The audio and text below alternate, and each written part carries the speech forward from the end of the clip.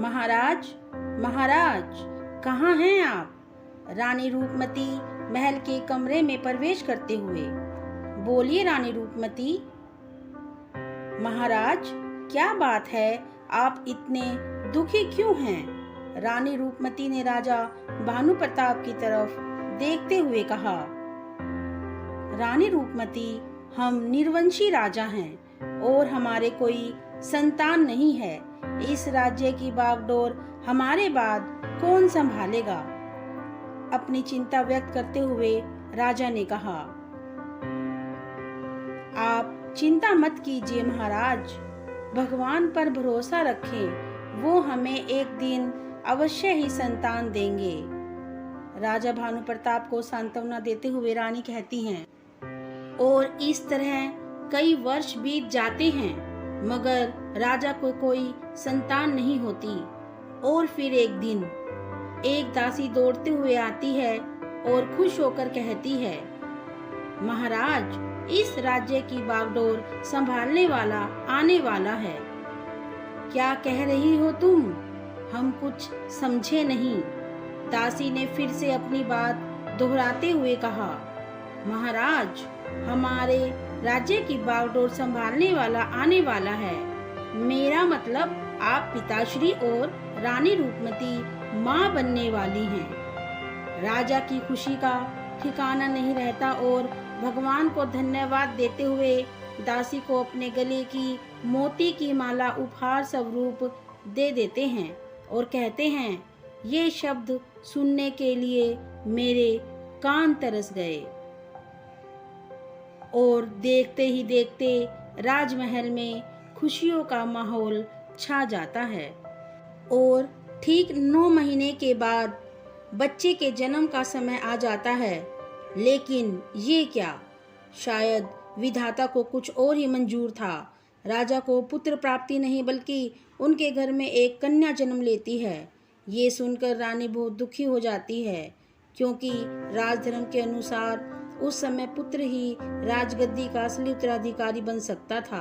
और कन्या होने के कारण उनकी समस्या जो की त्यों बनी रही।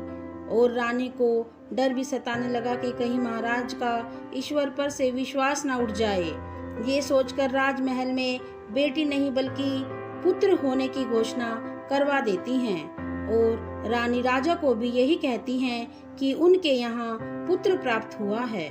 और रानी के द्वारा दासी को चुप रहने के निर्देश दे दिए जाते हैं और राजकुमारी को राजकुमार बताकर बहुत ही गुप्त तरीके से उसकी परवरिश कराई जाती है।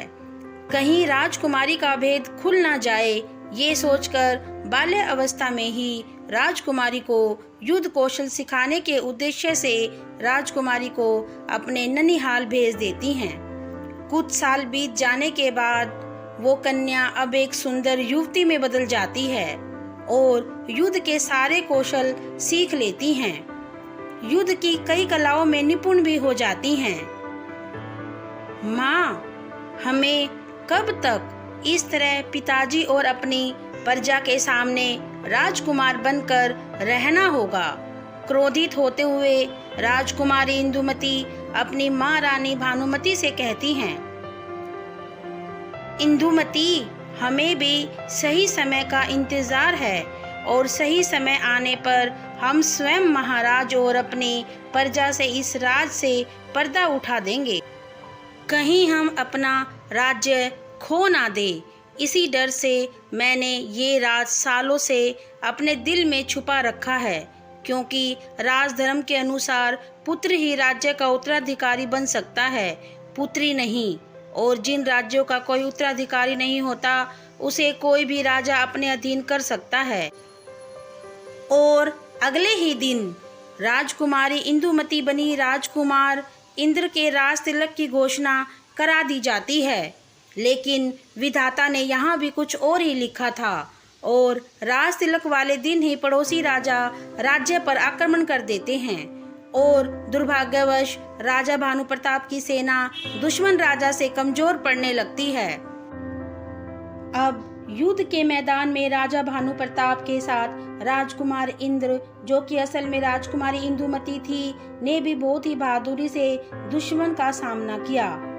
लेकिन अचानक से राजा की तलवार टूटकर एक तरफ गिर जाती है और दुश्मन राजा का मंत्री बड़ी चतुराई से राजा को बंदी बना लेता है। अपने पिताजी को बंदी बने देख राजकुमार इंद्र अपनी तलवार हाथ में लिए अचानक से मंत्री पर हमला कर देते हैं और उनको हरा देते हैं। लेकिन अचानक से लड़ते हुए राजकुमारी इंदुमती के लंबे केश खुल जाते हैं और राजा भानु प्रताप बहुत ही आश्चर्य से राजकुमारी इंदुमती को देखने लगते हैं।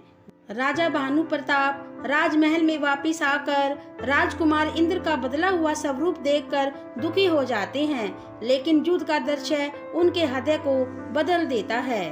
अब राजा को अपना असली उत्तराधिकारी मिल चुका था। अगले ही दिन राजा और रानी ने सारे राज्य में राजकुमारी का राज तिलक करने की घोषणा करवा देते हैं और सारे राज्य में घोषणा करवा दी जाती है कि आज से पुत्र हो या पुत्री, दोनों को ही अपनी योग्यता के अनुसार उत्तराधिकारी बनने का अधिकार होगा।